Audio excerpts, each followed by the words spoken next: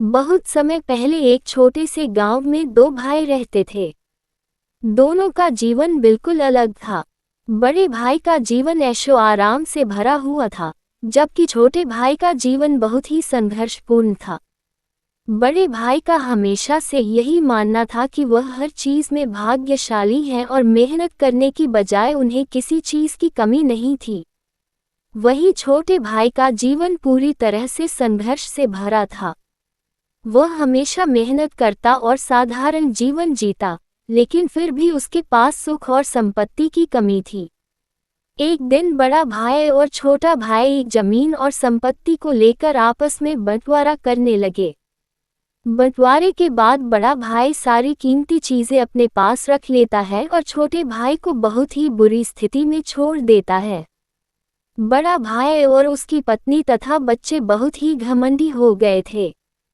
वे इस बात को लेकर बहुत खुश थे कि अब उनकी मेहनत के बजाय उनकी संपत्ति से ही उनकी जिंदगी चल रही थी।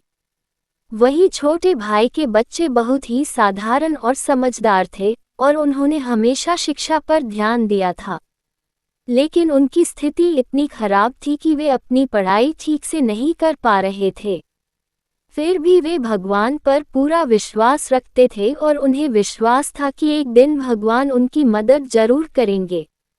समय के साथ साथ बड़े भाई का घमंड बढ़ता गया। वह और भी अधिक आत्ममुग्ध हो गया और अपने छोटे भाई की मदद करने के बजाय उसे और ज्यादा परेशान करने लगा। दिनों के साथ छोटे भाई की स्थिति और भी खराब होती गई। वह दिन रात मेहनत करता, लेकिन उसका जीवन कभी भी आरामदायक नहीं हो पाया। एक दिन छोटे भाई के दिल में बहुत दुख था। वह थक चुका था। उसने सोचा, अब मुझे भगवान से ही मदद चाहिए। वह भगवान भोलेनाथ के पास गया और उनसे कहने लगा, प्रभु, मैंने अपनी जिंदगी में हमेशा ईमानदारी से काम किया है, हमेशा मेहनत की है, लेकिन फिर भी मैं अपने परिवार के लिए सुख की कोई चीज नहीं पा पाया। आप ही मेरी मदद करें, क्योंकि मेरे जीवन में कोई रास्ता नजर नहीं आ रहा। मैं हार चुका हूँ और मुझे अपनी मेहनत का कोई परिणाम नहीं मिल रहा। भोलेनाथ ने छोटे भाई की बातों को सुना और समझा। वह जानते थे कि छोटे भाई ने कितनी मुश्किलों का सामना किया था। तब भगवान ने निर्णय लिया कि अब वह धरती पर आएंगे और बड़े भाई को सही रास्ता दिखाएंगे। भगवान ने बड़े भाई को आकर समझाया कि तुमने अपने छोटे भाई के साथ जो किया वह गलत था। तुम्हारा घमंड तुम्हें कभी सुख नहीं दे सकता। तुम्हारे पास जो भी संपत्ति है वह मुझे द्वारा दी गई है। तुम्हें अपने भाई की मदद करनी चाहिए।